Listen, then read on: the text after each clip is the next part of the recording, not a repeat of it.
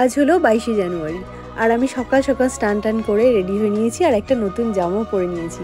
আর এখন যাচ্ছি মন্দিরে, ভিরিঙ্গি শ্মশানকালী মায়ের মন্দিরে যাচ্ছি পুজো দিতে। সকাল সকাল মায়ের দর্শন করে দিনটা শুরু করলাম। ভীষণ ভালো লাগছে, ভেতর থেকে যেন শান্তি অনুভব করছি। বাড়িতে এসে ব্রেকফাস্টে বানিয়ে দিলাম ব্রেড অমলেট, যেটা ছেলে আর বর খাবে। আর রান্না করছি হঠাৎ এমন সময় ভীষণ কাছের একজন মানুষ, দিদি কাম বন্ধু, ভালোবাসা স্বরূপ আমাকে পায়েস বানিয়ে দিয়ে গেল, আবার খাইয়েও দিয়ে গেল।